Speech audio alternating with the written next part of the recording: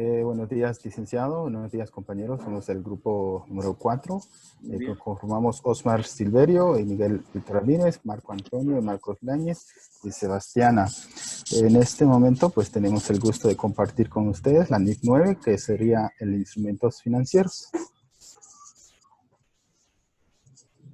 Dentro de los objetivos encontramos establecer principios para reconocer, medir y revelar y presentar los instrumentos financieros.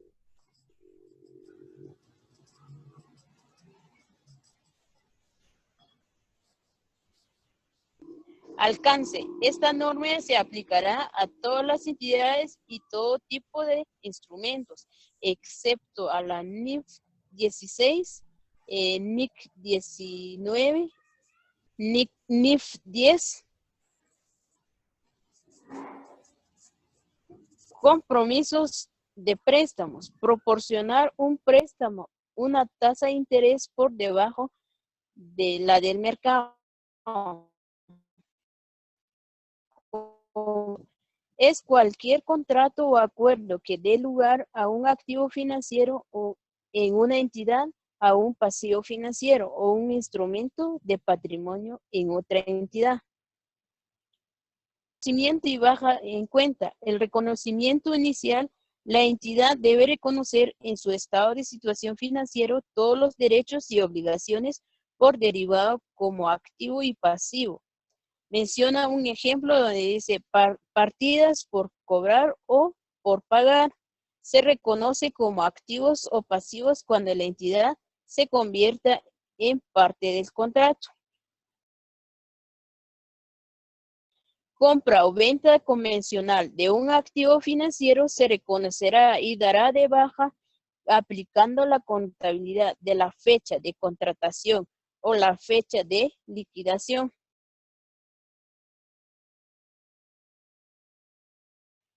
Baja en cuenta de activos financieros puede ocurrir por algún motivo, como expiración del derecho a los flujos de efectivo, como transferir a todos los riesgos y beneficios de la entidad. También hay que tomar en cuenta cuando la propiedad a terceros personas, desapareciendo los derechos de la empresa derivados a esos activos. Transferencias que cumplen los requisitos para la baja en cuenta. Al dar de baja en cuenta de un activo financiero en su totalidad, podemos diferenciar entre el importe en libros y la contraprestación recibida. Transferencias que no cumplen los requisitos para la baja en cuenta. Si una transferencia no produce una baja en cuenta por la entidad ha retenido todos los riesgos y en activos transferidos. Esta es la medida en que está expuesta a cambio del valor del activo transferido. Baja en cuenta del pasivo. Una entidad eliminará su estado de situación financiero en un pasivo financiero cuando se haya extinguido, es decir, cuando se haya terminado el contrato o se haya cancelado.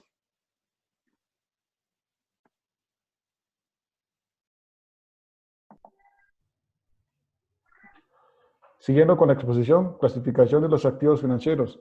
Una entidad clasificará los activos financieros según se midan posteriormente. La norma nos da 3 clasificaciones, ¿verdad? Que es a costo amortizado, a valor razonable con cambios en otro resultado integral, o a valor razonable con cambios en resultados. También la norma clasifica los activos financieros de acuerdo a la entidad, pues el modelo de negocio de la entidad para gestionar los activos financieros, y B, de las características de los flujos de efectivo contractuales del activo financiero. También el activo financiero debe de medir, dentro de la medición al costo amortizado, tiene que cumplir las 2 condiciones, ¿verdad? Que el activo financiero se conserva dentro de un modelo de negocio cuyo objetivo es mantener los activos financieros para poder obtener los flujos de efectivos de un contrato, ¿verdad? Y B, las condiciones contractuales del activo financiero dan lugar en las fechas especificadas a flujos de efectivo que son únicamente pagos del principal e intereses sobre el importe del principal pendiente. También dentro de la medición, pues encontramos lo que es el valor razonable con cambios en otro resultado integral, que también tienen que cumplir las dos condiciones, ¿verdad? Que el activo financiero se mantiene dentro de un modelo de negocio cuyo objetivo se logra obteniendo flujos efectivos contractuales y vendiendo activos financieros. Y B, las condiciones contractuales del activo financiero dan lugar en fechas especificadas dentro de los flujos efectivos que son únicamente pagados al principal, pago de principal intereses sobre el importe principal pendiente. Dentro de la clasificación de los activos financieros también encontramos pasivos, la clasificación de activos financieros, ¿verdad? Que una entidad debe clasificará los activos financieros con medios posteriormente al costo amortizado, excepto los casos de, dice, inciso A, los pasivos financieros a valor razonable con cambios en resultados. Inciso B, los pasivos financieros que surjan por transferencias de activos financieros que no cumplan con los requisitos para su baja. Inciso C, contratos de garantía financiera. Inciso D, compromisos de concesión de un préstamo a una tasa de interés inferior a la del mercado. Opción de designar un pasivo financiero a valor razonable con cambios en resultados. Una entidad pues, debe en el momento reconocer, en su reconocimiento inicial, designar de forma irrevocable un pasivo financiero con medidas a valor razonables con cambios en resultados, cumpliendo que se elimine o reduzca significativamente alguna incongruencia en la medición o en el reconocimiento. O B, en un grupo de pasivos financieros o de activos financieros se gestiona y su rendimiento se evalúa según la base del valor razonable. Derivados implícitos. La norma pues menciona dentro de algunos flujos efectivos que de otra manera serían requeridos por el contrato, se modifiquen de acuerdo a una tasa de interés especificada, el precio de un instrumento financiero o una materia prima cotizada o una tasa de cambios de moneda extranjera.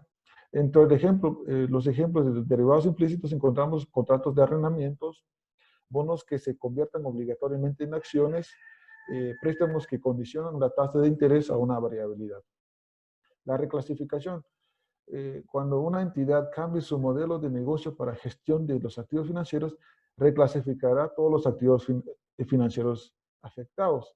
Los activos financieros también deben de reclasificar y solo sí cuando el objetivo o modelo de negocio de una entidad sufre cambios significativos y para poder aplicar la reclasificación, ¿verdad? Sin embargo, la norma prevé que estas circunstancias se produzcan muy raramente, o sea que esto no se da siempre dentro de la reclasificación, son raras las veces que se puede dar esto, ¿verdad? No se permite la reclasificación de activos financieros.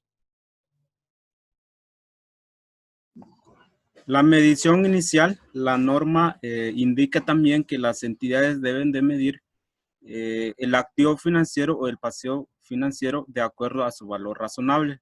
También la norma indica que se debe de contabilizar al valor razonable con cambios en resultados. También los costos de transacción que sean atribuibles directamente en la adquisición del activo o del pasivo financiero. También en el momento del reconocimiento inicial se debe de medir las cuentas por cobrar o cuentas comerciales de acuerdo a su precio de transacción. Después de la medición inicial, pues está la medición posterior de activos financieros. La norma indica que para medir los activos financieros se debe de ver el costo amortizado, el valor razonable con cambios en el estado resultado integral, también el valor razonable con cambios en resultados. La medición posterior de pasivos financieros, después del reconocimiento inicial, la entidad debe de medir el pasivo financiero de acuerdo a la cobertura o del valor razonable de la cartera del riesgo o la tasa de interés a un pasivo financiero que se puede designar como una partida cubierta. También la medición a costo amortizado. Según la norma, que esto debe de ser calculado aplicando una tasa de interés, que es la tasa efectiva, en el importe al importe de un activo financiero. Para la medición a costo amortizado se debe de ver que tiene que ser activos financieros comprados o originados con un deterioro de valor crediticio, y también de que sean activos que no se pueden medir o ver del deterioro del valor crediticio, y que también se debe de calcular en la presentación de periodos después de los ingresos o intereses que se puede aplicar de acuerdo a la tasa de interés efectiva. También dentro de la norma menciona que la modificación de los flujos de efectivo contractuales, la entidad debe de renegociar los flujos de efectivo, también que sea una cuenta que tenga baja, que se puede dar de baja en la situación financiera de la entidad, y también el importe en libros, que el bruto, el valor del activo financiero, en este caso en libro, y también que se debe de reconocer la ganancia o la pérdida por la modificación, en este caso del activo financiero dentro del resultado del periodo. Y también la baja de cuentas, la norma indica que debe de ser reducido directamente al importe en libros del activo financiero en este caso. Y también cuando la entidad no tenga o no obtiene las expectativas razonables, que es un activo financiero que se puede recuperar en este caso, o una cierta parte de la totalidad del valor del activo financiero. También la baja de cuentas se menciona que se debe de cancelar, o que cuentas que se pueden sustituir en otras cuentas. Entonces, eso es lo que menciona la norma.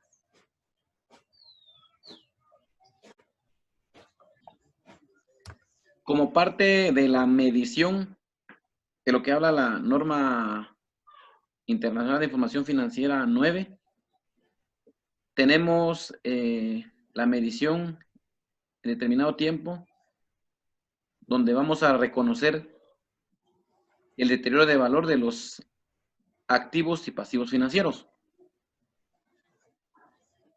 Según la norma, el deterioro de valor de los activos y pasivos financieros se debe de reconocer desde que se reconoce una partida en la medición inicial. Dice que durante la crisis financiera global, el reconocimiento retrasado de las pérdidas crediticias sobre préstamos y otros instrumentos financieros se identificó como una debilidad en las normas de contabilidad existentes para ese momento. Específicamente, las preocupaciones se plantearon sobre la oportunidad de reconocimiento de las pérdidas crediticias, porque el modelo existente de pérdidas incurridas en ese entonces por la NIC 39, reconocimiento de pérdidas crediticias, hasta hay evidencia de sucesos de pérdidas crediticias y fallos en la contabilidad por no poder aplicar correctamente el deterioro de valor de los activos y pasivos financieros. Los requerimientos del deterioro de valor de la norma se dan con la necesidad de mejorar la contabilidad. Continuando con la exposición de el deterioro de valor, que es parte de la medición de los activos financieros o pasivos financieros, dice que los activos financieros con deterioro de valor crediticio, comprados o originados, en la fecha de la presentación dice que la entidad debe reconocer la pérdida o la ganancia crediticia esperada durante el tiempo de vida del activo desde el reconocimiento inicial. ¿Qué quiere decir esto? Que desde el momento en adquirir un activo financiero o un pasivo financiero, la entidad debe de prever la vida útil de ese activo financiero para medir sustancialmente la pérdida o la ganancia del valor crediticio. Esto deberá reconocerse en el estado de resultado integral del periodo. Dice que si una entidad clasifica un activo financiero desde la categoría de medición del costo amortizado, a la del valor razonable con cambios en los resultados, su valor razonable se medirá en la fecha de la reclasificación. Le decía que la ganancia o pérdida de un activo financiero o un pasivo financiero que se mida al valor razonable se reconocerá siempre en el resultado del periodo. Esto es con la finalidad de que se pueda suministrar a los usuarios de la información financiera una precisión en el valor de los activos y pasivos financieros. Les voy a hablar un poco de la contabilidad de coberturas. Dice que el objetivo principal de la contabilidad de coberturas es representar en los estados financieros el efecto de las actividades de gestión de riesgos de una entidad que utiliza instrumentos financieros para gestionar la exposición que surgen de riesgos concretos que podían afectar al resultado. Les hablaba del riesgo de la pérdida que se puede obtener en un crédito que debe reconocerse en el estado de resultado integral. Entonces, la contabilidad de cobertura nos habla prácticamente del efecto de esas actividades y del riesgo que una entidad corre al utilizar los instrumentos financieros y su reconocimiento, ¿verdad? Inversión en instrumentos de patrimonio. En su reconocimiento inicial, una entidad puede realizar una elección irrevocable para presentar en otro resultado integral los cambios posteriores en el valor razonable de una inversión en un instrumento de patrimonio que, estando dentro del alcance de esta norma, no sea mantenida para negociar y tampoco sea una contraprestación contingente reconocida por una adquiriente en una combinación de negocios a la que se aplique la NIF 3.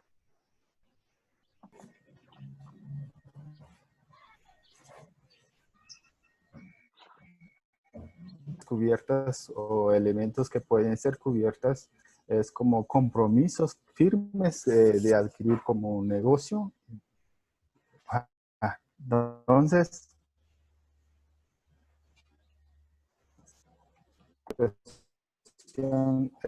exposición agregada combina la exposición con un derivado de forma crea una exposición agregada diferentes que se gestionan como una exposición para una entidad. Puede cubrir una cantidad dada de compras, por ejemplo, de café altamente probables en un plazo de 15 meses, por ejemplo, contra un riesgo de precio sobre la base del dólar de los Estados Unidos.